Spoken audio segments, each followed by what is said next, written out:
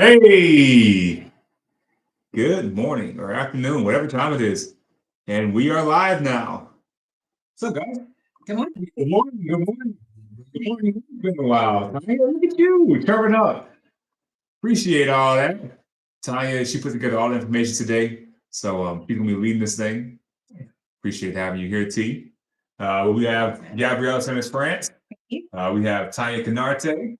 We have my boy Austin. Awesome with the new haircut. Appreciate you, bud. Thank you. You know, represent the culture. Thanks, Ron. We got myself, Jon Johnson, and this is our monthly mortgage market mastermind, real estate mastermind, appraisal mastermind. If it's in the home buying real estate industry, we are probably going to be going over it today. But you guys know how this goes when we started off. What's been on your minds in the mortgage business or real estate business? What have you guys been seeing? What have you been thinking about over the past 30 days, 60 days? How's it been going for you? Tell me about it, T. Well, I've been working a lot with first-time home buyers, so I'm still working with the bond program. And I know that it went up, the interest rate went up for maybe about a couple of days, and now it went back down. Yeah. And conventional is going down, which is great. Conventional was sitting at 7 for quite a while, and now it's below 7. Bond program, what she's talking about is down payment assistance in the state of Florida. They have very similar programs in almost any state out there. But we say bond program down here, and there's a couple of different versions of them, but that's the statewide program. Meaning Right. you can get approved for that, then you get approved to purchase a home anywhere in the state with that money. And you know that one is normally a very good program, one that we push all the time because you don't have to do any special. There's one little online class you got to take, but that takes like 45 minutes, and you just cherry pick C to pass that one. But it's better than the state program or the county programs, because the county program, you got to go in there and you got to take an actual class, you're getting a sponsor, and sometimes they don't have money. Then you're only restricted to 2 or 3 zip codes. So if you can make those programs work, good for you, because they do give a lot of money. But this bond program is a good one. So you've been watching the interest rates go down. Yeah. And it seems that the programs become a little bit more affordable for people, right? Right. Yeah. Interest rates always go up fast, and they're always slower to come down, especially when it comes to these special programs like the bond program and whatnot. So it is good to see. People can save a little bit of money. Austin, what you seeing out there? I don't know if it's in effect yet, but you'll see that the Hometown Heroes Yep. down payment assistance has gone up. So it was 35,000. 35,000. Yeah. Yep. Sweet. I mean, it's necessary. These home prices are going to 400,000, 450, 500. It makes a lot of sense. It's a 5% cap, so it's not you just get. Hometown Heroes is if you are, firefighters, nurses, veterans, and teachers. Pretty much, if you have one of these special licenses and you're in the state of Florida, you can get Hometown Heroes, and that's also through the state of Florida bond program and whatnot, where it'll give you 5% of the loan amount as assistance. So if your loan amount for a home is going to be $300K, it'll give you up to about $15K, $400K, $20K, up to $20K, $500K, $25K, and now that it's $35K, and that puts you into the higher ballpark. Like amount, so it's not the purchase price. Correct.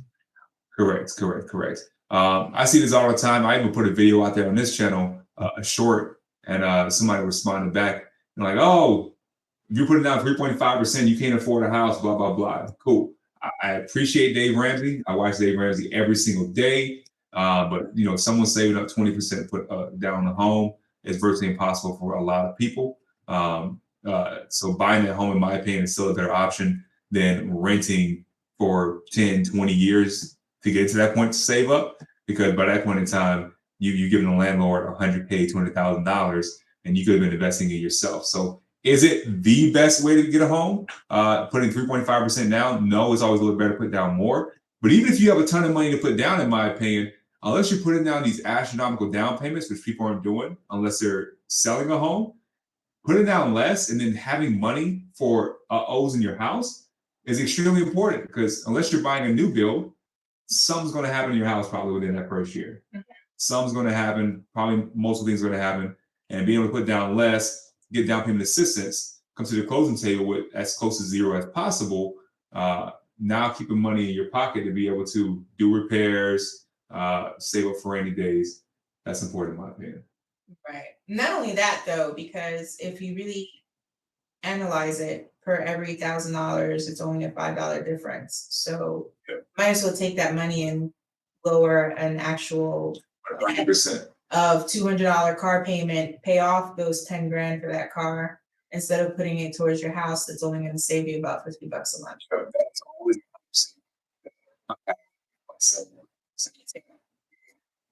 buyers hardly ever getting the monthly payment they want. Almost 90% of the time nowadays, that estimated monthly payment is going to be higher. And I blame, Zillows and Refinance and those types of sites now too, because they'll have their estimators, and their estimators always include 20% down. Always include 20% down. They'll use the lowest rate ever, and it's not a good estimate for people. But in their mindset, they've been looking at this estimator for the past 1 to 2 years, and they're thinking, oh, at a $300K house, I can get this for $1,600 a month. Exactly. They're not going to do it well. Yeah, definitely read the fine print on those things. But overall, though, it's the household monthly payment that you're trying to tackle, and you can be able to do that much better by putting less towards the mortgage and putting more towards paying off the car, paying off a credit card, things of that nature. So, Gabriela, what's been on your mind? Honestly, it's everything that we're kind of covering at this point. We're starting to see more, loans coming in, more approvals, but we're also starting to see more buyers that are shopping for mortgage rates. And so even though we all play in the same field of interest rates, it is kind of interesting that buyers are willing to switch to another lender for just like a 0.1, because someone's offering them a 6.2, but you're quoting them a 6.3 when you locked in their contract. So they're willing to switch to another lender just to save that 0.1 interest rate. So things like that, I think they're just the buyers trying to save wherever they can instead of looking at the big picture. That's why first time homebuyer space, when it comes to assisting, teaching, educating, those types of things. You're getting the money as well. And one of the best things is that the rate is set. There's no rate game. There's no rate shot for a difference of 0.1 or 0.01 for the buyer saving $10 a month versus this service versus that service. I mean, for me, I always give a buyer the fair deal. All right, you're going a builder. All right, let's see if the builder's gonna be better. They'll be better, then cool, go to the builder's lender. If not, stay with myself.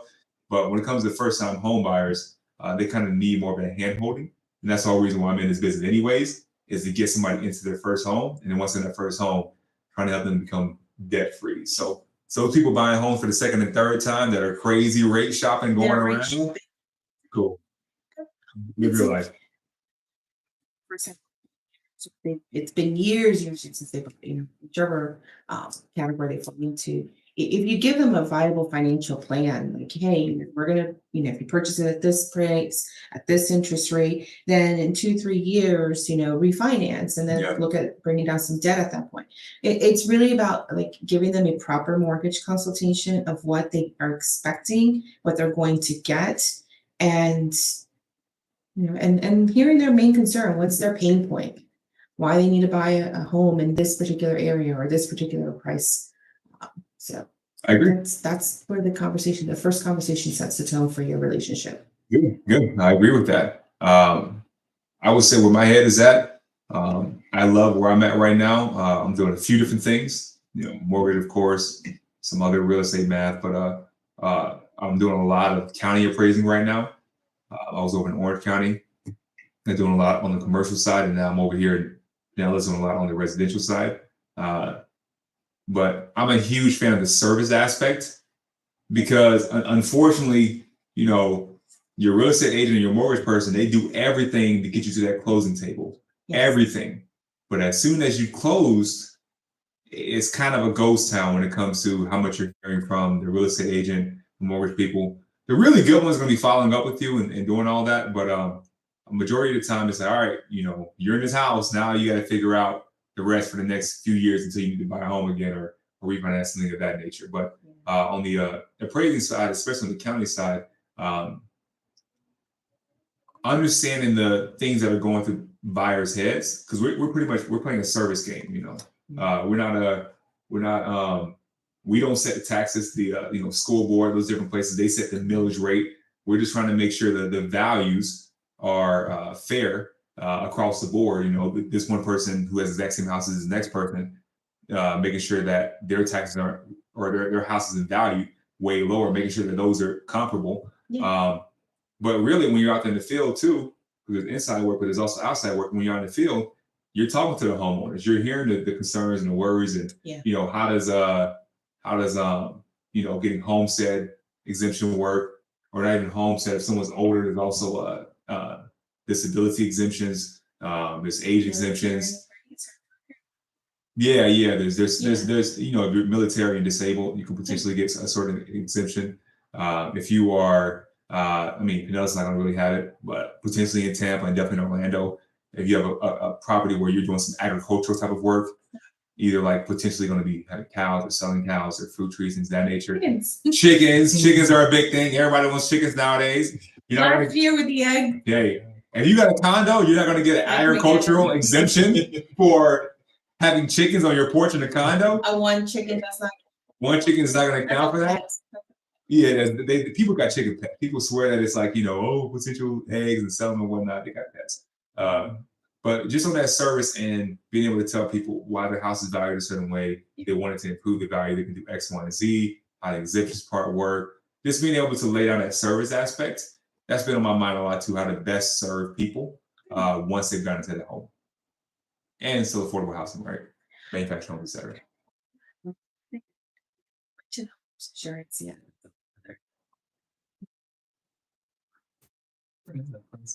What's up? Appraisal from like residential versus commercial. Pretty different.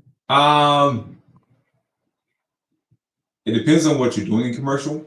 So of course you're gonna have somebody valuing the land in commercial, but that's gonna be one part of the game. There's always two parts of it. There's the land and then there's a structure. Okay. And so when you're looking at a house, they're pretty cookie cutter. You can have some extravagant houses and mansions and things of that nature, but your average house to house is gonna be pretty cookie cutter. They may have slight difference in roofing or slight difference in wall structures, things of that nature, but it's gonna be the land and the building that's gonna give you your value. In commercial, there's a lot of different types of buildings.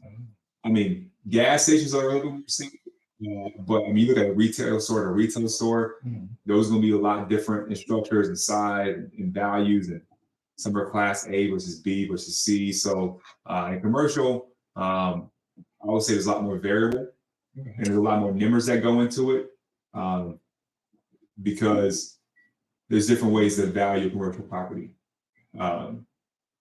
So there's ways to just value it off of sales, which you can do with homes because you have a lot of different sales going on. If you have a building, then you can be able to say, all right, what would it cost to build this new building new? And then you can be able to value it that way. But in commercial, people also have income coming in too. So you can look at the value of a commercial building that's sold, and what their income structure is like. And if it's similar to this property over here, you can get the value based off of who has like similar incomes, expenses, things of that nature. So commercial just adds just a slight extra layer. But when it comes down to it, there's land and there's building. You combine those two together, you get value. I know you are. I know you are. I know you are.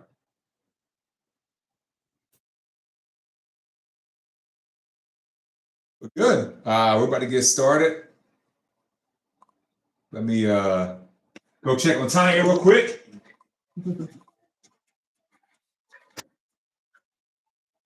Take them off. Come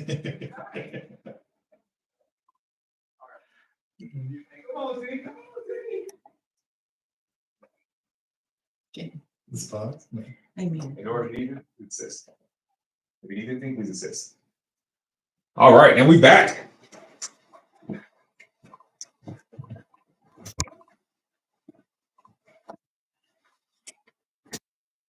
All right, so let's get into rates.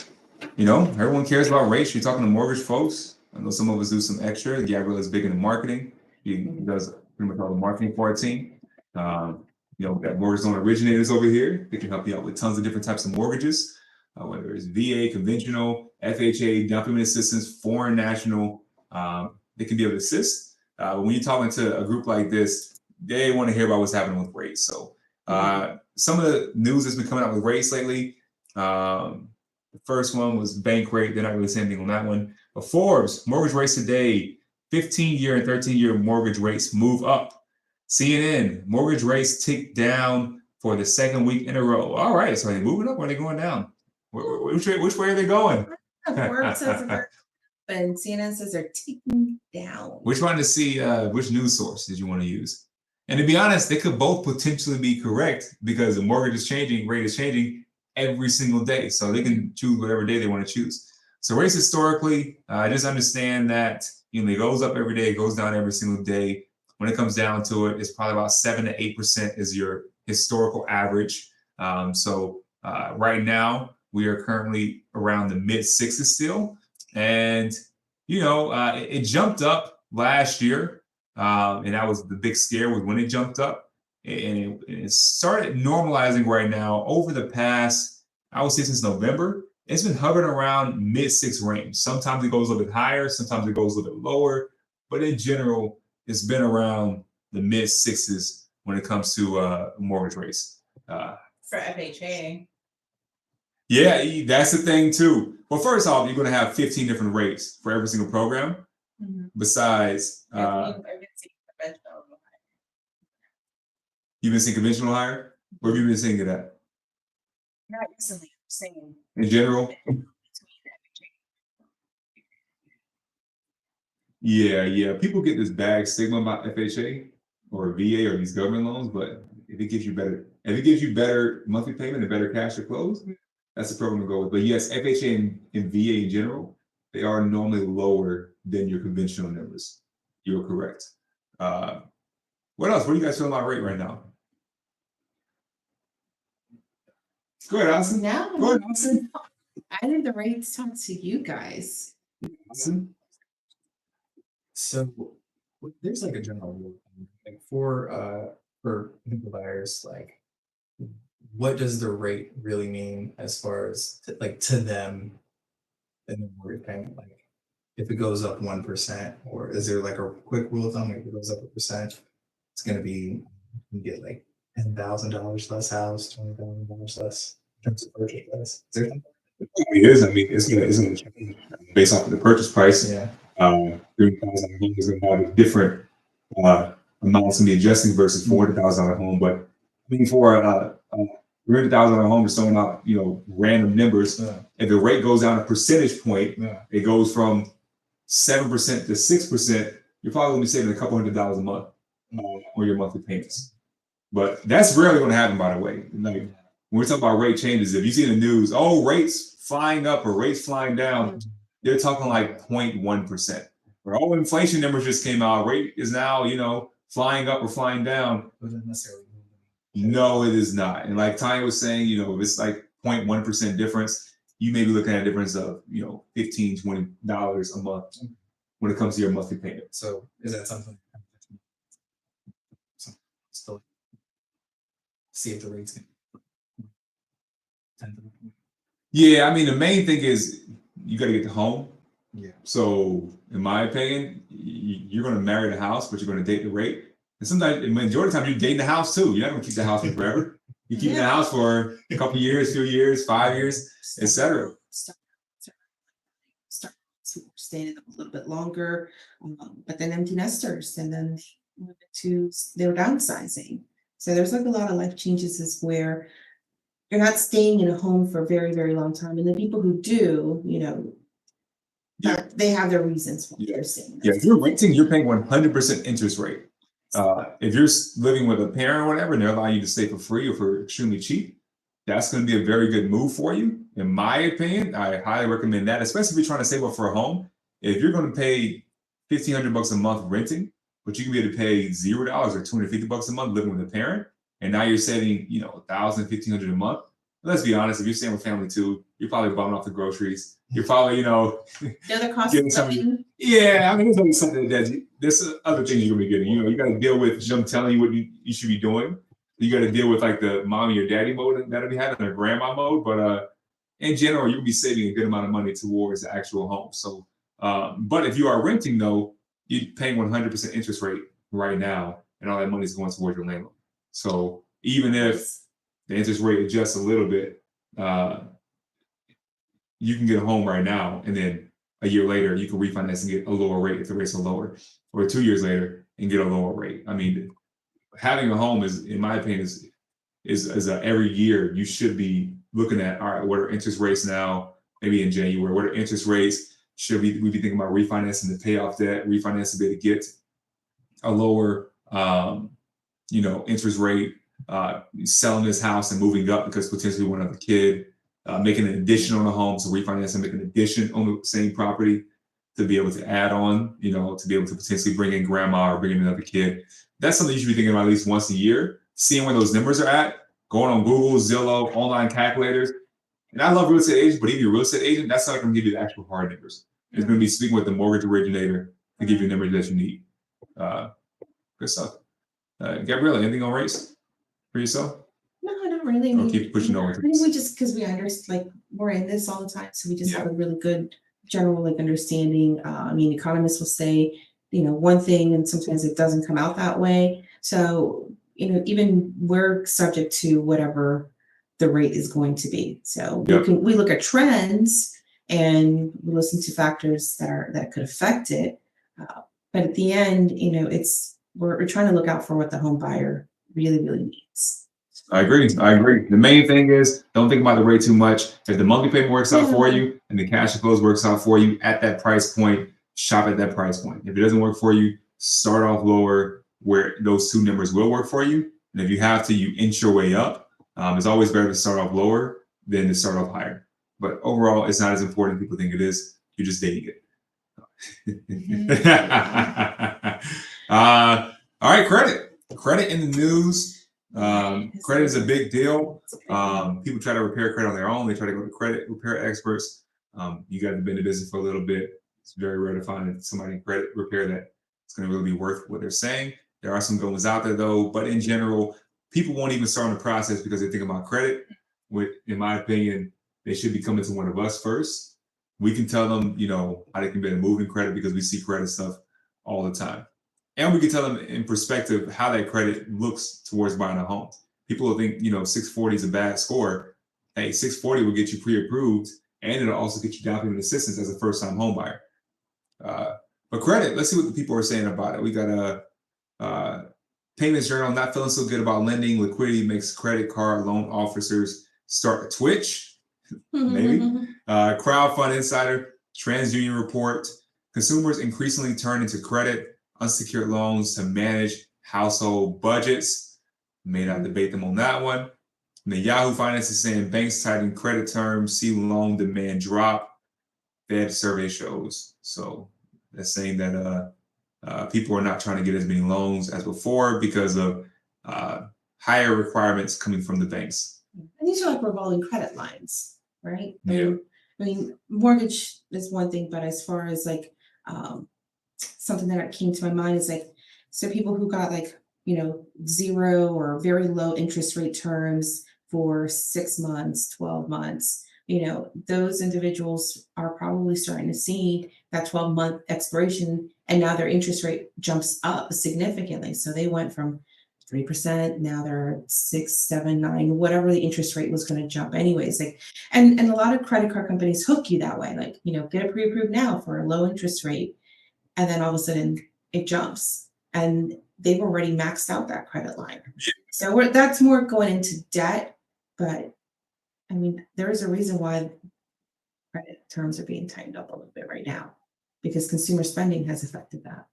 There's a lot of scariness out there with banks too. The bank situations that happened a couple months ago, and a lot of people that are business owners.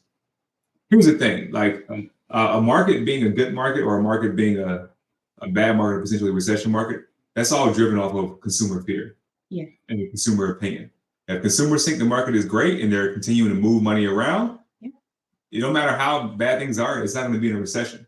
But as soon as people start saying, all right, the market looks looking weird, these banks are failing, or this is happening, or my friend or my cousin told me this or told me that, and people start making irrational decisions, then that's when the market, what's up?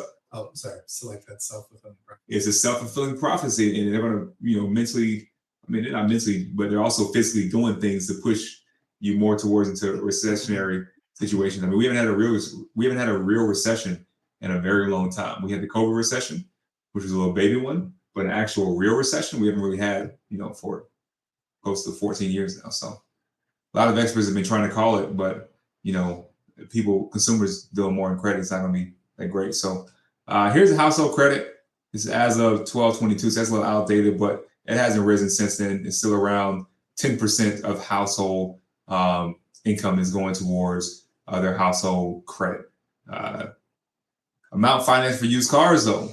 This is one that you may want to look at a little bit more. Yeah. So the average used cars 5 years ago, people were financing about 18,000, and that line, for 10 years was between 17 to 18,000. It really didn't move that much. But between the last 5 years, it's gone from around 18,000 to roughly $25,000 now For a used car. for a used car. This is a used car. We're not talking about your basic American model straight out of the assembly line. This is a car that is 5+ years old. Yep. So you talk about household debt. This is really destroying people. If you had that car and maybe you had to pay it off, or you were making payments on it, but the payments were only $200, $300, $400 a month, and now that car has some issues, accident, whatever happens, and now you're getting a new car or a new used car, you're financing a lot more, and your payments are going up astronomically, many times double what they were 5-10 years ago. And there's short-term financing too. So you are paying a significant amount for 5, 6, 7-year loans for vehicles right now. And I think that's unheard of. I still remember buying my car and paying it off like in 3 years. 5 years was like, that's a lot of time to pay for a car that's gonna be older in 5 years. But now I'm hearing 6-year terms, 7-year terms, because they're extending the term so that the payments are less. But in reality, in the long run, you're still paying more. Sure. Still buy a house with a 10-year mortgage. I know we're laughing because we're like, when was that? 50 years ago? We're teasing 40-year mortgage now. And cars, like you're saying, now they're approaching 10-year terms. I mean, I love cars. I think you can potentially live in cars if you do it the right way. But some people do. But what do you mean? There's no car. Wait till the hatchbacks Car. Think of bus. Think air. You gotta do diagonal, bro. That's the thing. It's great. It's not gonna be right, but if I do diagonal in the minivan with the seats all the way down, we can make this work. And people think the Tahoe is the way to go. It's not the way to go. You get minivan get you way more. Tall guys, get your minivans. Amount financed for new cars. So very similar story. 5 years ago, it was probably around 30K, and now it's around 40K for people financing for new cars. So that's a big difference. A very big difference. What are you guys feeling about financing for new cars when you're pre-approving people, when you're talking to people? What are you guys seeing right now when it comes to the amount of loans and debt that people are having right now when it comes to this? I tell them to take the home first, not the car. Yeah. There's some people, home car payments. Yeah. Is this not for like it's not a Rolls Royce. They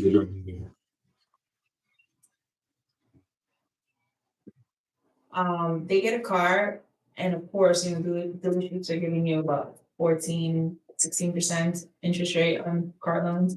They don't know that they can refinance the car after 12 months.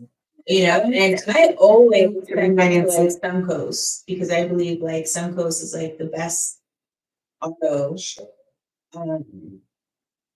refinance bank. So they save a good $200-$300 off their payment. Yeah, you can refinance the car, you can refinance Every single one of the vehicles we've done. The only one we didn't do is my current vehicle, because we really did get really good financing terms on it. And the length of time it was going to take me to pay it off was extraordinary. But almost every other vehicle we've had to refinance. And that was years ago, not like recently. But now I can't imagine buying a car without considering refinancing after a year, Yep. just to level off that payment a little bit. Yep. Insurance as well. Unless you got insurance on Shop a home or a insurance, car, shop auto insurance. you know, a good friend of yours, they're taking care of you, you're taking care of them. I mean, I say the same people because I've known them for a long period of time. But I know they're not going to give me some crazy bad deal. It's always going to be something that's fair. But if you have no relation to the person, shop it around every single year. You know, there's yearly things you should be doing. If you own a home, get some sort of mortgage consultation. If you have a car, look around and be able to see if you can get a refinance or what you can do with that. If you have insurance, shop around that a little bit. Make it happen. And if you know somebody in these industries, go to them first. Don't go to auntie, uncle, whatever, and try and figure out how to make that happen. Good. Any other vibes on credit and whatnot? At least when it comes to the auto part, yeah. We've said quite a few things, and I think the consumers, if they pick up anything, is when you have a vehicle, refinance it, get yourself into something a little bit more manageable payment terms, and really think hard on financing for 6+ years on a vehicle, because that means that for the next 6 years, any financial decision and purchase will be affected by it. Yep, you got it. On to the next. Real estate in the news. This is the fun part. First, USA Today, they're saying as mortgage rates dip, the housing market ticks up. Are home buyers back? All right, so they're trying to see, are home buyers going to be back in the market right now? Is this going into the buying season right now? Summertime, this is when everything normally picks up. It's a trend. Every year is a trend when it comes to real estate. Fortune, what to expect next from the housing market? Heading into 2023, most housing analysts were on the bearish side. Among the 27 major forecasters, 23 expected national home prices to fall. And they go into more detail, but they're trying to say, hey, what are we going to expect? Everyone was very big on home prices going to fall, home prices going to fall, home prices going to fall. They've increased so far this year. Yeah. So that's going to be interesting to see where that is at.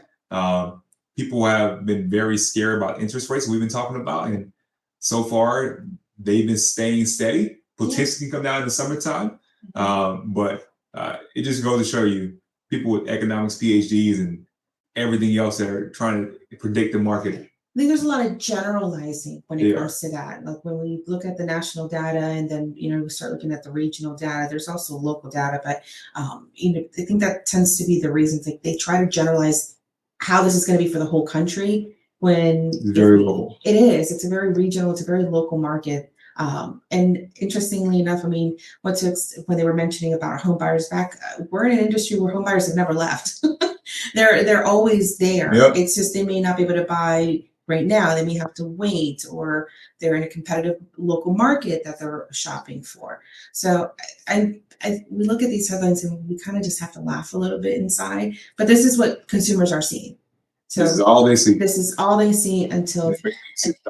And they're having conversations with the aunties and the uncles and the friends of a friends who know something that knew somebody.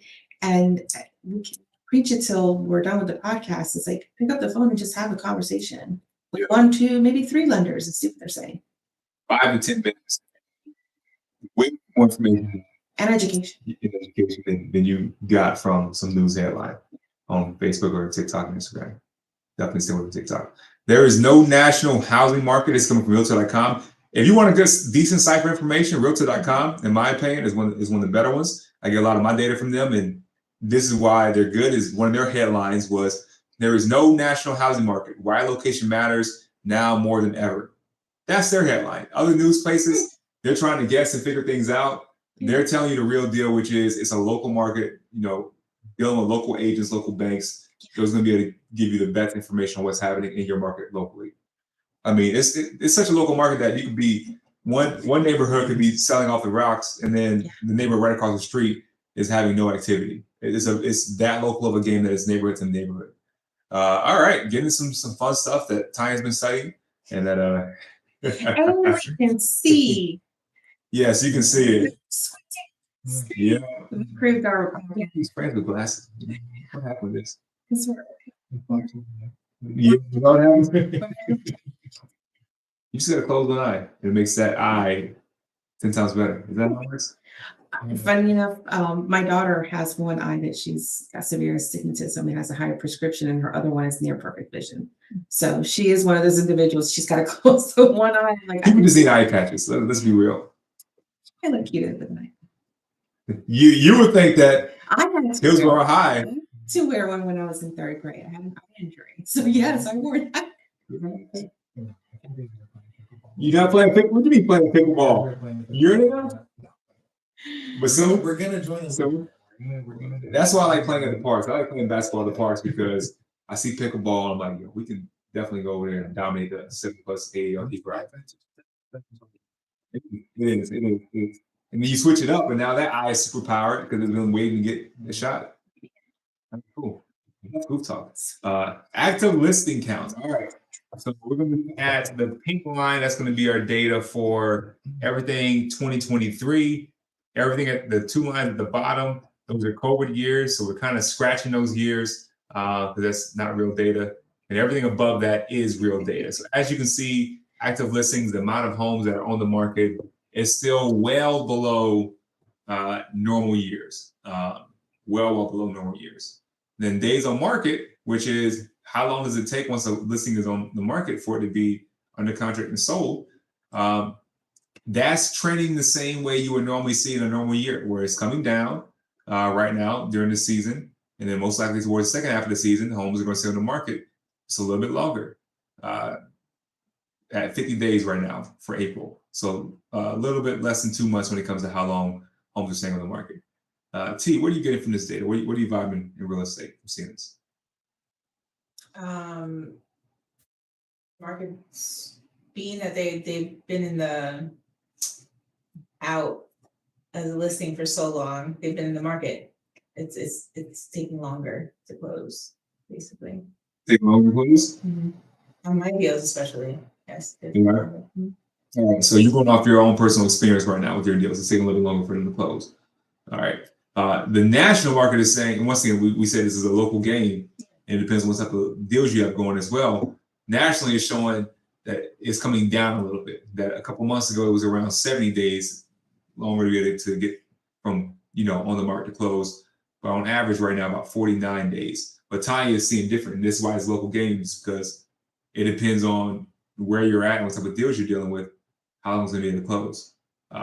Austin, what are you seeing right now? What are you hearing? What question do you have? None yet. None yet? Yeah. Got it. What I'm seeing right now is people always need to buy. But as you can see, that we showed earlier, there's not new listings on the market. Like that's not jumping up. So buyers are having to filter through these same homes. And the people who didn't want to buy in November, December, because those holiday times and whatnot, there are some people who are coming out right now and trying to get pre-approved. The pre-approvals are definitely more now than they were 3, 4, 5 months ago. They're not crazy high, but they're definitely more now than they were 3, 4, 5 months ago. But if you combine it with no new homes on the market, that's going to make it to where, on average, nationally, homes going to be on the market for a little bit less. Now, it depends on where you're at. It depends on what's going on, what type of program you're going through, et cetera. That can always adjust these numbers. But on average, from what I'm seeing is more buyers, less homes. Gabriela, you see anything? It's all kind of on par with our trends that we've seen, before. So I'm not really seeing anything that says, "Oh, this is significant change." It just seems to be going in a specific. It looks business as usual. It right? does. It really does, because now I'm trying to shift a lot of mindset, like COVID years, because that's what we call them. Like, we're not comparing the data to that anymore. It's like really trying to focus more on, as you point out, like the years before. But what time before? Was it just before, 2019, 2020, or are we trying to go back a little bit further than that and compare it to those years instead? Because really, since the 2008 market crash in real estate, we haven't really seen. I want to make sure I phrase it correctly. We have new normals. And we call it new normals for like a year or two, and then something happens and then it changes again. And then COVID was just most impactful. But as far as like what I'm noticing now, and I've only been really in in mortgage for, I would say, 4 or 5 years now, but real estate just a little bit longer. Every month is going to just bring something new. Correct. And right now, the inventory is what we need to watch the most. Not so much as, 2-3 years ago, but this year, I think inventory is what we need to focus on, because inventory drives a lot of what's available for consumers to shop around for. New builders, as we were talking before the podcast started, what the new builder market is looking like, because they had a boom, but are they starting to regulate a little bit more to what seems to be more normal business for them? Because they were churning and burning these homes quickly. And now are they still doing that, or are they gradually putting inventory into the market? Yeah, there's two ways to play the game as a builder, and it's the same way you're talking about new home is played the same way as new car sales. Yeah. There's only two ways to play the game. You either playing a volume game where you're getting less per home, but you got so much volume helping out that you're getting money. Offset that. I love it. And then the other game is the growth game. Where it's like, all right, I don't care if I only sell 2, 3, 4, 5 homes, but if I've got all the features, if I've maxed out that square footage for the lot, if I've gotten the most I can get out of this one lot, because there's a minimum lot size you're going to have for whatever zone or code that you're going to be in. Yeah. And they're like, all right, I'm going to max out the value I can get for this lot. You're still making tons of profit. And you're making a lot of profit all per lot. And you don't have to go out there and try to find the amount of workers you would need to build 1,000 homes. If you're only trying to build 200 homes or 300 homes, then now you only need X amount of workers. You can get more per home, and you're still making the same or more profit by playing that game. So in my opinion, builders are in no rush to make a ton of homes. Yep. But in general, there's enough people out there that have skills, and there's only a certain amount of things that go into a home. You have foundation, you have, the walls and whatnot, you have the interior, and then you're going to have, the roofing, and you pretty much got a home now. Just cosmetic. Exactly. Stuff, where you have to get down. Is it a structural wall now? But that's really where I'm starting to pay more attention now in the next coming months, especially for the Florida market, is where our builder market, where they're what they're looking at, what they're going to be putting out as available, because there are contracts that are already set on homes that they have to build out. They have to get those homes done.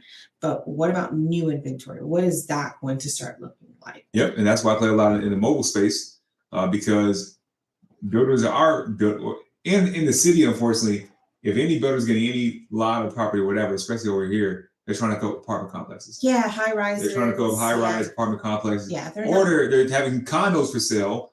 Let's say towards downtown areas, but these are not the price points. Yes, I will help out a buyer if they come to me and say, "Hey, I'm trying to buy one of these condos for $600,000. This is my third or fourth home." But when it comes down to it, I'm in this business because I'm trying to help people get homes for the first time and then get debt free. And like a $700,000 condo that's not going to be the price point or whatever that person's going to be looking at. It's a lifestyle. It really is a lifestyle, to buy homes that exceed the jumbo pricing too. So sure. But we keep bringing it back to like the local market because that's where we live and what we're seeing. But we're still looking at national numbers. So we are. Look at you being patient. She's like, I know where we're going with this anyway. We're going to go through more local stuff. So what's national data? Median list price. This is saying the in the middle what homes are being listed at, and as you can see, they're above even last year's numbers. So they're above even the numbers when numbers got boosted last year for a period of time. They're above that still. In my opinion, watch out the next couple of months where the media is gonna be like, "Oh, we're down 5% versus last year, or 2% versus last year."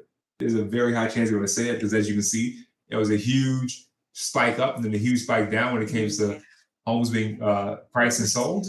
But as what we're looking at, homes are increasing month over month. They're not appreciating at a clip that they were appreciating at last year, but it looks very similar to all of the other years besides last year when it comes to how much is going up, in my opinion. It's interesting because the national number says it's 2.5% year over year, and there were projections as high as 16. But that I would have believed that maybe like 2 years ago, but we were seeing astronomical pricing even then. So there's If you compare it to 2 years ago, 2 years ago, the average home in April nationally was selling around $370,000. Now it's at $420,000. So the person who bought last year in June, they may have bought at the height, but come next year, if it keeps trending the way it's trending right now, it's still progressively increasing. we're just not seeing that like skyrocket increase. We're starting to see just steady climb.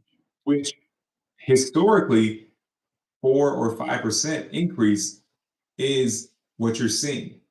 Now we've had a couple of years of 15, 20% increases nationally, depending on what area. I mean, there's some areas that were going to 25% in home prices and home values. So that's not sustainable. That's not a good look. But it did happen. But now we're more at 4 or 5%, 2.5% year over year right now. It's probably going to be negative in the next month or two, like maybe negative 0.5 or negative 1%. But once you get to the latter half of the year, in my opinion, it's going back to positive year over year numbers. If you're just looking at the graphs and if you're saying that this should be towards a normal year, it's probably just going to keep on rising like this. And then next year, probably do the same thing unless, something goofy happens. Yeah, I mean, Next year's a president's year, right? interestingly, like, so we're looking at like 2017, 2018, and 2019. Those three lines, they were all kind of trending slowly overall. It's slowly going and And then towards December, they start going, yeah. So those are normal. Like that's slowly January through August slowly go up. September through December even out. yeah, and we know why March 2019, why that happened. We were pretty fully aware of what happened then. So that's when the shutdown first happened. But compared to the other years, we don't look at those yellow green ones as much. And the price reduction, as you can see, they've gone down nationally. So, I mean, from 16% the beginning of this year to around 12%. So if you're seeing people reducing the price of their homes a lot, then that's something that could potentially be a worry. But once again, it's neighborhood to neighborhood. I mean, as when I show the local numbers, you'll see that in certain places in Florida, there's more price reductions. In other places, there's less price reductions. This is cool. It's just rational in the market. We mentioned maybe a couple of podcasts before that sellers were kind of dictating what they wanted the homes to be sold for, and realtors either had the option of saying, okay, we can go with that first and then do a price reduction, or kind of come back and say, really, if we're going to sustain and sell your home within a reasonable time, like you want this home sold in 30 days, let's price it at this point. So the sellers were really dictating what they wanted the homes to be sold at. And I think that that's what we're starting to see now, is that with the other data, how long the homes were on the market for, where sellers like, okay, let's bring down the price at that point. Yeah. They were sitting on 70 days and nothing was moving. And a year ago, 2 years, they're going to sell a house. And now actual real estate agents are having to get these deals to get them closed. Yeah, that's start to put that into play. What do you see with this stuff, Tanya? And then you guys finish them.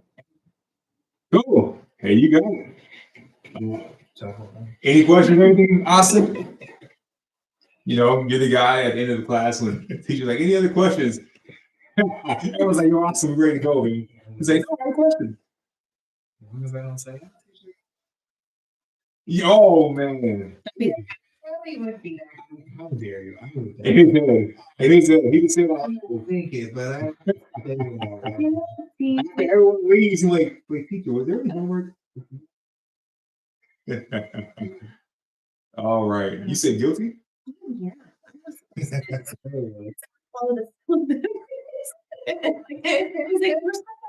Coming up, and I'm like, and I could hear the groans. I mean, I would hear the groans in the back, and I'm like, I'm gonna pass this class. I don't know about y'all, but yeah, I own it. Homework done, turned in advance. Unless it was something I'll tell you, I got kids right now, and 7-year-old.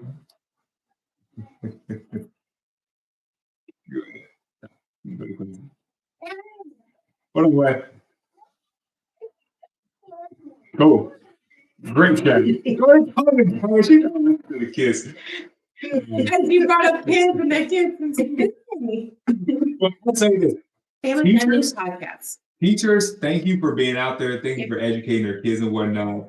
But teachers do put a high premium on kids that sell out and kids that play that role of they put a high premium. Teachers. They put a high premium. Yeah. They tell them, no, you're supposed to be a sellout. You're supposed to, remind me of homework. And so they tell you that. Behind the scenes, they're like, But they don't tell you, hey, you lose half your friends. They don't say, hey, when you raise your hand to ask for homework, half the people are like, I can't associate anything. Yeah. So you only want the teacher's pets. That's how it went. I was a achiever.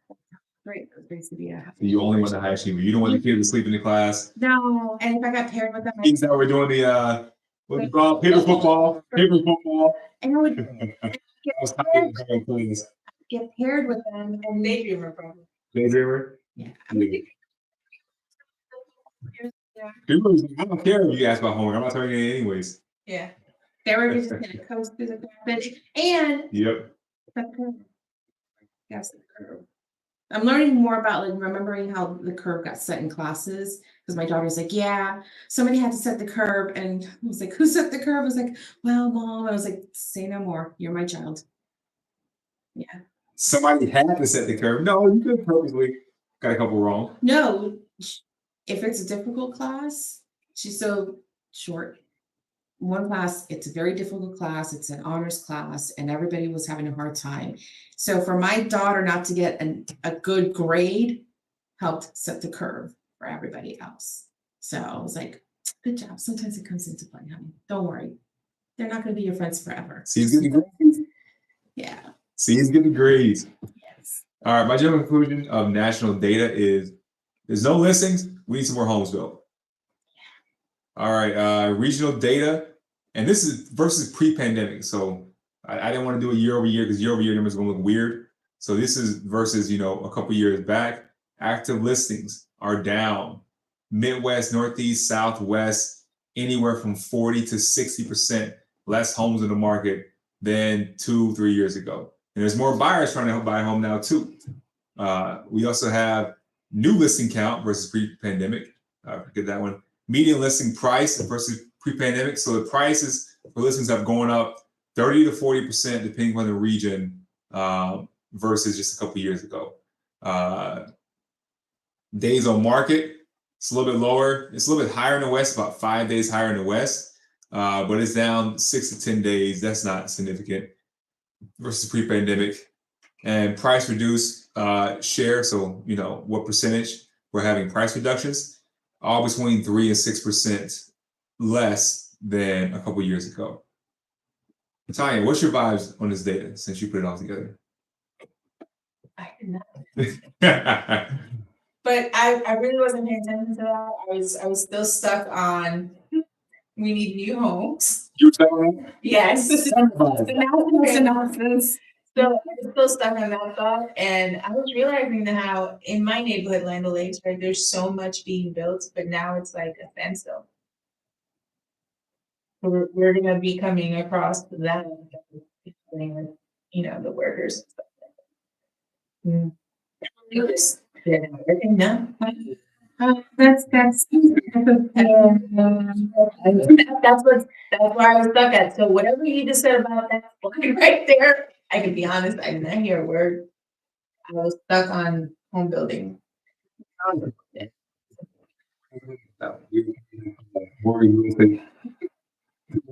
Podcast because right now, because of some things that are coming down the line potentially. They were signed. They were going to go. We gotta vote for Gabriela. We look. I know we focus on this stuff, and I look more at what's happening socially, especially in the local market and what's happening in our state. I try to stay as informed as possible on that, because then when I come in and give my opinion here, then I really put into account like what is happening, with people, like what's going to possibly affect their ability to buy, sell, move. And I know what Tanya is mentioning, and that is, it'll be interesting to see what we do in the next couple podcasts when we see how that's going to be affected. It will. It Yeah. will. But right now, it just happened. It's only been a week. It's still very fresh. So we'll need like a good couple months to really see and feel the impacts. You agree? Yeah. All right. That'll work. So reiterating what I stated for Tanya, only for Tanya, active listings versus pre-pandemic, we're down close to half in almost every area. And then the actual list price, meaning homes are going up in value, roughly 30% versus a couple years ago. Any vibes on that? Any questions on that? Wow. Here we go. You got us feeling local again. And then the only thing I will just say about this is like it all makes sense. I mean, the pre-pandemic and then where we are right now, we were already seeing that. I think when we started this podcast last year, also about how the pricing of homes was going up, and then you just showed a chart nationally as well. So there's nothing new we're seeing here yet. All right, Florida data. Watch out. These are my numbers down there. And I think some other, a couple different cities in there too. Perspective. Watch out. And I'm simple. Yeah. Yeah. The conversation with your brother a month ago. Yeah. The crib walking. I see it, fam. So Miami, Jacksonville, Orlando, and Tampa. That's the main ones we're looking at. And then the list price, how long they're on the market, and the amount of homes with price reductions. So from March to April, the average price in Miami went from $999 to $605. Watch out. Huge. I mean, it's a $5,000 jump, so it is a jump, but it's just good to see numbers go up because everywhere you go, they're going to be saying, hey, home prices are not great. Or like we saw before, one news outlet was saying that things are going down. All right, nationally it's not, and also in Florida we're looking at is going up some. Jacksonville is going from 400 to 410, so that's up to 10,000. Orlando is saying about the same, 441, 441, and Tampa went down $1,000 from 411 to 410. So watch out, Tampa market, you're in a recession. Oh boy. JK, I'm exaggerating a little bit. When it comes down to it, it's still business as usual in my opinion. You're good. You're good. Go ahead. Ask my homework after class, please. Oh, no, I don't think so. The Cool. challenge. You got it. Pop quiz. Oh, I hate those. Median days on market. So on average, anywhere from 50 to 60 days, homes are on market. So it's still 2 months or less. Anything less than 4 months is considered a seller's market, which means that sellers have more control of the market. And we're not even at 4 months. We're at 2 months on average of these homes on the market. So depends on where you're at. Once again, Tanya's had a buyer or two that it's taking a little bit longer based off of the program or whatever was going on. But when it comes down to it, we're still in a heavier seller's market. Even though you can't ask for more things now, you can ask for credits, $5,000, $10,000 in credit. We're seeing a little bit more flexibility. There's not 20 people buying for the same house. Maybe there's only 4 or 5 people, 3, 4, 5 people putting offers on properties. And then the price reductions, anywhere from 12 to 18%, depending on where you're at. So Miami's having the least amount of reductions, 12%, and Tampa's having the most at 18%. Yeah. Not crazy difference. It's not like one is at 10% and one is at 40% or 30%. But there is a difference in potentially being able to barter more in Tampa versus in Miami or Orlando. Yeah. What do you guys feel about these numbers? So Miami and Tampa, there's just the similarities between the two, vastly different areas, of course, is the inventory available. There's only so much new construction that Miami has to be able to put out because of the size that they're limited to. And, outside of Tampa, there's newer inventory, but inside of Tampa, there isn't as much new inventory coming out. We are talking about some high rises and some condo living, of course, but So looking at the 18% in home price reductions, Tampa was listed as one of the top 10 cities to move to last year. So there was a significant amount of growth, and we did see that. We did see a big explosion. So sellers were more apt to price their homes above market because there was a demand for it. But we're starting to see now that, remember what I was saying about the cooling of the pricing of the market, at least locally, that is something that I have been seeing in some of the listings. One home had a $14,000 price reduction. Same home, week later, brought it down. So that's why, like, to me, I'm looking at 18%. Like, yeah, that sounds about right. That's what we're starting to see here. Price But- reductions and there are deals out there. Yeah. Also, there's no. Yeah, it was So yeah, that one home had a 20K price reduction, but that doesn't mean you can go out there and just snoop around and find all these deals that are out there. So you can be able to finagle a little bit here, finagle a little bit there, but if there's no homes on the market, then there's no homes on the market, and there's less to be able to barter. still going to affect the price of the home if there's demand.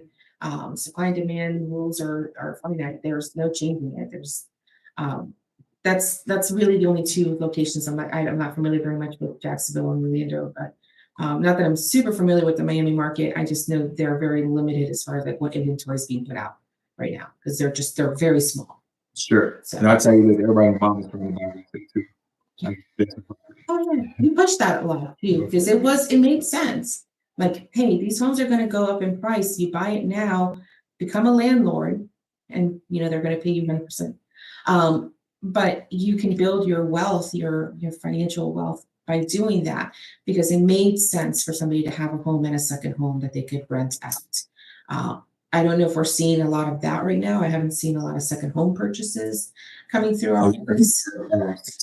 Here's the thing. If real recession happens, then everyone that's trying to buy all these homes, the second homes, people start selling those homes, and the percent of first-time home buyers goes up during those time periods because first-time home buyer, they still need a home. Like for some people, that's their second or third home, and they're just investment properties. Those are kind of like toys for people. Those are they're income generating, but when it comes down to it, if times get tough, they don't need those properties. They're going to offload those properties. But there's so many people out there that have bought investment properties that are continuing to try to buy it because people aren't thinking about outside the box ways of making money. Mm. People aren't trying to make like new businesses or new products or anything else. Mm. As soon as they're like, hey, my main job is stable. What should I do? They're immediately going, oh, let's do some real estate. So we'll see how that goes over the next couple of years. Anything you see on this data, Tanya? Yes. Cool. Gonna disagree one day. She sometimes comes in with some fire. What you seeing, Austin? So it's super seven. So when they say Tampa, we're talking about Tampa, Clearwater, St. Pete, Yep. like the greater Tampa area. So Oh, yeah. probably. Makes sense. Yeah. It's okay. Mhm. Yeah. Yep. So that I was just, and then let me say something. About duplexes. Like I've seen like a few people that were trying to do like we were talking about invest but still get that first time home buyer benefits. So like buying a duplex or something like that where you live in one, you rent out the other unit. You can do that as a non-investment property as a primary. You can do that, yes. Okay. You can go all the way up to a 4-unit property. Okay. And you can buy it as a primary, and you can be able to rent out the other units. Yeah. What other question you have? That's it for right now. Fun times. Somebody had a kid walking. It might have been this guy. So some of your local data for myself. Price for homes are still the same or going up in general, which is a good thing. Average sales price of new manufactured homes. Just understanding that we're going over those price tags that we just did in these different markets. So in Orlando, Tampa, Jacksonville, roughly 400K for a home. And these are pre-existing homes the majority of times too. In Miami, 600K for your average home. Now we're looking at manufactured properties, which, to be honest with you, they're many times built with better material. They're built in a climate-controlled environment. And if you get a modular, they're actually built to the same code, the same foundation as a site-built property. And these are new manufactured home prices. And there's single wide and double wide. Single wide is normally under 1,000 square feet. Double wide is normally above 1,000 square feet. Single wide, you're normally getting for around $90,000. And for a double wide new, you're only getting for around 150, 160K. So this is a great option, in my opinion. If you have land of your own, but you don't want to put a new build on for 300, 400, 500K. If you have an old manufactured home in your family and it's just sitting there, then it should already have okay foundation like electricity and things of that nature, or at least a line for those types of things and utilities, which makes putting the actual new home on it a lot simpler. It's just a much more affordable option, in my opinion, that people should think about if they're trying to get homes for an affordable price.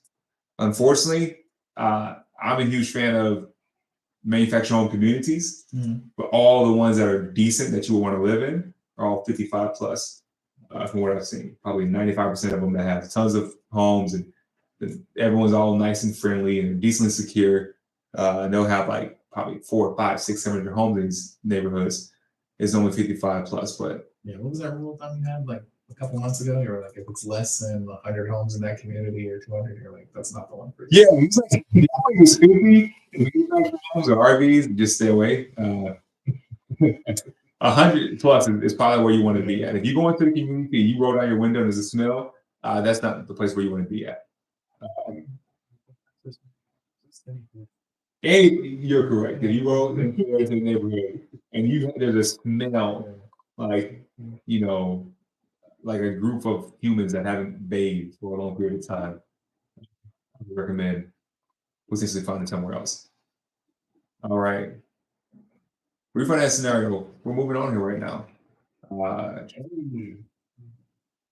You like this, Austin? The scenarios? People try to do math on their own. It's like the math is not that hard, and you don't got to do too crazy much. So the refinance scenario. Let's say if you have $200,000 on home value. I should have probably did more. Home value is way more than that. But let's say max loan amount of, in a refinance, you have to keep 20% equity in the property. So let's say max loan amount $160,000. Your estimated current loan is going to be at $120,000. Estimated cash back $40,000. So if you already have a loan, that's $120,000. Your home is worth $200,000. Your new loan is $160,000. Your old loan is $120,000. That difference is the amount of money you get back, roughly $40,000. You don't want to be a math genius and know this. Go to one of us and we can be able to do it for you on your own home. And for buying a home, we definitely got to pull credit and things of that nature, which that's not going to really hurt your score. Most I've seen is 1 or 2 points. But for a refinance, a lot of times we can run numbers without even seeing the credit. We can give you actual numbers in your home. If you can tell us how much you owe for your mortgage, we can give you some basic numbers on what you could potentially do just off having that number. But let's say if you had to repair a roof, $10,000, credit card debt, $500 a month at $10,000 for the entire amount. Let's say you had a car, $10,000 left owed on it, $500 a month. Then you could pay $30,000 towards the roof, towards credit card debt, towards the car debt. You're still going to have $10,000 in savings, and you're also saving $1,000 a month on those monthly payments just by getting a refinance. And I'm telling you, whether the interest rate is 4%, 5%, 6% for that new mortgage, if you had a decent amount of debt, please get these numbers ran, because even if your mortgage rate is going from a 3% to a 6%, you still possibility for you to be saving a lot of money by getting a refinance. I mean, one of my friends had a car payment for $900 a month that he was making. So paying that off, paying some credit cards, getting a new roof, you can do all that and throw $10,000 towards savings, all in just a refinance. And then if you want to sell the house 2 years later, you can still sell the house 2 years later. You still have option for that as well too. So that's something that some people should be thinking about if you own a home and you have debt or you want to make any additions. I love it. That's a game changer right there. Yeah. Somebody where they can like save an extra $1,000 a month. That's huge. Yeah, this is the reason why I'm in this business right now. Getting a home is definitely very important. It's the first step, but to be able to take somebody from having all these 10 bills, 4 or 5 credit cards, car payments, etc., and the only thing they got to do is pay off their home to be able to get to financial freedom. That's a great thing. Anything on this seat? Yeah. Okay. Cool. Gabriela was organizing. We're out of space on this camera, so we're gonna make sure that yours is going well.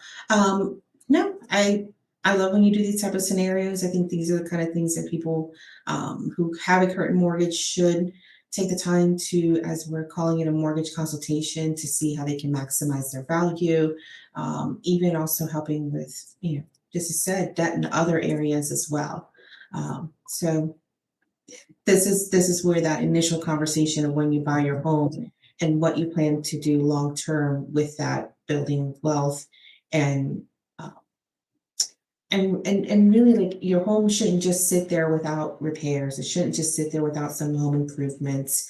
A house is kind of like a living organism in a way. It needs maintenance, it needs upkeep, and it needs to have things wear and tear on the home, pipes, electrical, things like that. So to have a home for the long term, then a refinance should be also in their plan. Home, you got to do it for a couple years. Yeah. You got to know what you're working with. If you buy a used car, you don't know what you're getting. I don't care if it's only 1 year or 2 years. You got to figure out, all right, what's going well in this car and what potential issues am I going to be having with this used car that I'm buying. It's the same thing with a home. You buy a new home, there's going to be certain things that are going to probably be issues that every couple of years or every 6 months, whatever, you're having to think about, or have a replace or fix or whatever. And there's other things that you may not ever have to think about. So getting through that period of time, getting through the taxes change, that is the biggest thing that is happening with home buyers right now. Is you have a current estimated taxes that you're going to be paying in monthly payments that's based off of that person that homesteaded that property 10 years ago. Yeah. And so you bought it for $300,000, but it's homestead at $100,000, which means that the next tax cycle is going to be jumping up to now a new estimated value for your home at $300,000. Unless you already have a current home, you're doing portability, that's how it's going to work out for you. So you could see your taxes go up double, let's say from $300 a month to $600 a month, things of that nature, just because of you buying a new home, because it resets that tax. Yeah. It can only go up 3% a year because it saves your homes, but unfortunately, that first year, you're going to have to worry about, all right, what issues are going to be happening with my home. You're going to worry about, all right, taxes when they go up, make sure you're prepared for that. And then once you get through those first couple of years, you're normally pretty smooth for the rest of it. Got it. All right, first time home buyer scenario. I'm a huge fan of this because I like dealing with first time home buyers. And so it's a purchase price of $400,000, 3.5% down, roughly $14,000. I'm a huge fan of Dave Ramsey, put 20% down, but for your average buyer, that's not going to be happening. And getting your home, once again, even if it's at a lower down, is more important, in my opinion, than paying a landlord 100% interest to make their pockets bigger. So 3.5% down is roughly 14, 3% closing costs, roughly 12. Total cash to close on a $400,000 home, putting out 3.5% is roughly $26,000. Ouch, that could hurt for some people. But if you're able to get state down payment assistance, let's say that Hometown Heroes at 5%, that's going to give you $20K towards it, leaving you with $6,000 to close. If you can ask the seller for $5,000 credit, so if it's $400,000, if the home is on the market for $395,000, instead of putting an offer for $395,000, you put an offer for $400,000. Monthly payments go up maybe $15,000 a month, but you're getting an extra $5,000 towards closing. Final cash to close $1,000. Good. Go to chat. Go to chat about that. $1,000 to close. Crazy. Yeah, when you work it out like that, when you and your realtor basically, arrange it like that, you can definitely close a home with like little bit. I would say you're still counting the earnest money, so it's actually a good $3,000 more or so, right? Yeah, because you put that at the beginning. Yeah, you put that at the So- beginning and then you pay out the appraisal and things like that. So you're out of pocket is a good 3,000-4,000. Yeah, that's why like you have to have some money available for your earnest money deposit. And then, at the end also have, the money for closing costs themselves, like what you're gonna have to bring to the table if you're not. This scenario includes down payment assistance, but you guys are familiar with seeing scenarios where they don't have down payment assistance. So they are seeing getting seller credits, maybe a gift from family, proceeds from a purchase already. So, their final cash flow close may be significantly higher, but they're also bringing down that purchase price. Yeah. Whereas in this scenario, they're getting assistance to help, but if they resell the home or refinance, they're gonna have to pay that money back. Correct. And that's the trade-off, like, what's the immediate as opposed to down the road. So even considering a refinance, when you've used down payment assistance, this is going to get factored in as well, the money that you're going to pay back for initially buying that home. So, are you seeing more down payment scenarios like this with the clients that you're working with, since you typically work with a lot of first-time home buyers? Yes. Okay. And I'm seeing a lot of seller credits as well. So that's a good thing. Yes. How far back have you started noticing seller credits coming into play? I would say December, January, yeah. Okay. Yeah, that's fair. And we were also seeing some price modifications being done on homes as well. Like by the time we get the contract, we don't necessarily know how much the seller brought the home down. But what was marketed to realtors to work with their sellers is that instead of doing price reductions, offer seller credits instead. So that you still maintain the initial sale price of the home, but on the transaction side of things, you are kind of giving a little bit of a credit back to the buyer. But the goal is to sell the home. So the seller's goal is to sell the home, and the buyer is to get the best deal possible. And it was a very win-win situation at that point. I think we're kind of just familiar with seeing those again right now, and it's going to be very interesting what we start seeing as the inventory starts to tighten up. Because I'm not projecting the inventory is going to, but I think it's just more likely in our Florida and local market that we may start seeing that, because we haven't even looked at the builders number. John's going to bring that data up today, so it'd be interesting to see. Hey! What'd I go over? We went over the scenario, also discussing, Tanya brought up that the earnest money deposit. So maybe the final cash to close, that's what you brought to the table, but your initial earnest money down payment also, that's going to be factored in when you're getting ready to buy a home. And also first-time home buyers, when they're also looking at refinancing later down the road, they're going to have to pay back that money that they got down for assistance as well. This is not just free money that they're getting. Whereas other buyers, who are more on the conventional side, they're bringing more money down, they're bringing proceeds from a previous sale, they're not getting down payment assistance, but they may be getting seller credits, they may be getting gifts from family as well. Every scenario is going to look different, but for the first-time home buyer, when we discuss, hey, the rate's what it is right now, but when it does get better is a good time to consider refinancing, also having to remember that they're going to have to pay back those funds. Yeah, if you can put down more money and still stay, that's the game to do. But if you're going to put down all this money and now you're broke, once you get into the home, then in my opinion, get the first-time home buyer assistant, get into the home, and then make sure you get through those first couple of years. Let's make it work. But great points, Tanya. Appreciate it. That's why we invite her. Good job. All right. So Florida bond program, just know that if you're in the state of Florida and almost any other state, you have similar options too. The standard amount of $10,000 you're getting towards assistance normally is around 640 credit score or higher needed. There's only income restrictions too. So, individual or household income can normally be more than about $80,000, $90,000. But in there's also the Hometown Heroes program, which that allows you to go up to roughly 120, 130K.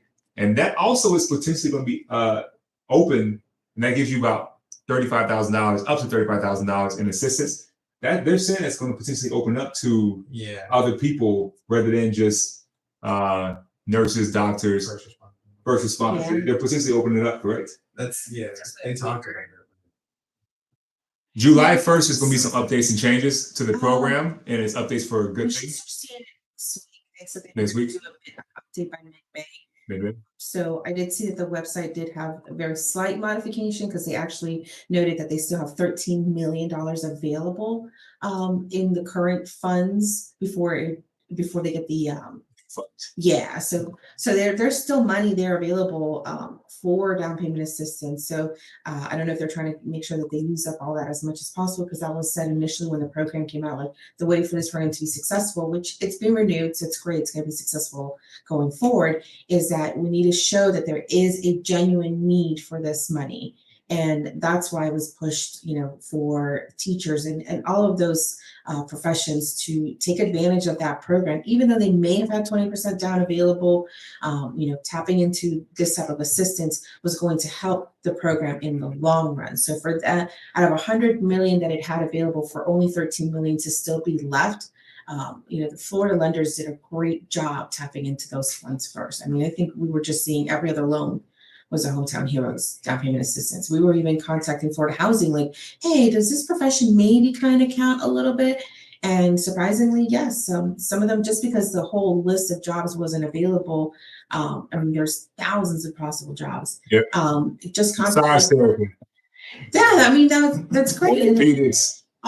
anybody who had a Florida health license, you just had to define whether that profession qualifies. Yeah. Administrators. Yeah. So, I think but good, yeah, but so from what we were hearing, is like mid-May is when they were going to start doing some more updates, site to show. But we are interested to hear about what other professions are going to be able to tap into those funds as well. Yeah, we'll hopefully have more updates in June.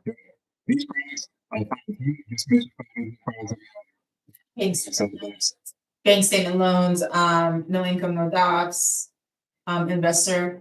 Docs. Those are all brokered out. Good programs. Actually, people default on them less than they default on the other programs, like your more conventional standard programs. So when it comes to mortgage lenders, conventional loan, 100% of lenders do. FHA loans, maybe like 85 to 80% do. VA loans, maybe like 70% of them do. Down payment assistance, probably 50%, maybe less than 50%, maybe 25%. But just know there's a funnel of like what types of deals people actually do. And down payment is probably less than that. For these niche products, which are, hey, you're not going to qualify for those standard, either conventional government loans, it's very thin how many people are actually doing these loans, Right. And these are loans that actually work, but normally it's going to be saying, hey, you have less of this, so you need to bring more of that. Right. For example, if you have, And I think that's why they don't default as much, because you're putting more money down into it. Yeah, a lot of them are higher money down because of whatever issue. So instead of minimum 3 or 5%, they're putting 15, 20, sometimes 25% down to get a home. So if you had a recent bankruptcy, if you don't have any tax returns in the States because you live outside of the States, or you've lived outside the States the majority of the time, you can get bank statements if you write everything off because you're self-employed. If you have any of these type of scenarios, you can still get a loan. And also you can refinance these loans a year or two later to get into a more normal product if the monthly payments are working out for you with these loans. So there's options to be able to get a home, even if you've had some situations happen. And these are actually considered very secure loans because of how much money you're putting down. So just know, don't go online trying to figure it out on your own. Make sure you come to one of us and we can help you out with that. Things to think about after the purchase. So this is a lot of things that I'm coming apart, file for homestead now. It's not due until March of the next year. So normally you can bombard it in January to start trying to file for homestead. You can actually do that right now. If you just bought a home this month, you can file right now and you should be all good to go starting next year. Your estimated new taxes for the year with the trim, that comes out in August. Make sure when you get that, if there's any debate about it, you're calling your county appraiser, because they can be able to go into why your house is appraised for a certain amount. Once again, your county appraisers, they're not setting how much your taxes are. That's going to be your school boards and things of that nature. But your estimated value does go into that picture. If there's things that are on your on the county website when it comes to your property that isn't really there, that can potentially bring your value down, that's something you can be able to speak with them about. But your estimates come out in August. When you get that, don't just throw it straight in the trash. Look at it. Make sure that's gonna be comfortable for you. If it doesn't feel comfortable, make sure you call the county. They can be able to see what they can be able to do for you. But just know that it officially goes into play in November, though. But you got to make that phone call within the first month or two between August and September to try and get anything adjusted if you want anything adjusted. Just know that when it comes to county appraisers, they're there for you as well. Like, they work for you. You are the boss. So good. Final thoughts. We went over a lot of things today. We went over rates. We went over real estate. We went over mobile homes, different products you can use to get into a home, even some, post-home things. Where's your head at, Tanya, when it comes to all this? That just looking forward to positive changes out there. That's what I want. What's the one thing you're trying to take away? You want positive changes. So you want more homes, you want the rates to go down. Exactly. You want all of it. All of it to help everybody. Tanya's going to get her crystals ready, and she's going to make sure that she does her part to get these things down. Do something, right? Austin, where's your head at with this stuff? What's the one thing you're taking from this today? You don't know what you don't know. So call your lender, find out where you're at, whether you're a first-time home buyer or not. We're not scary about it. You call a bank, you never know what you're going to get. You call one of us local lenders, you're getting an actual person, but a person that cares about you and cares about your situation. Gabriela, what's one thing you get from this? Business as usual. We're looking at some normal trends. The media is still gonna, say what they say about the rates. It's never gonna change. Even with the recent, increase from the Fed, the government is still just doing business as usual. They're trying to mitigate inflation. But I think personally, when I look at like where our market is at, I'd like to start seeing, where the builders have been, because earlier this year, there was an article written from the National Builders Association. I think that's the correct one, that they weren't looking to put in a lot of inventory. So is that still the case? Because there's still a demand. Just like to see some of the builder data and see where that's going.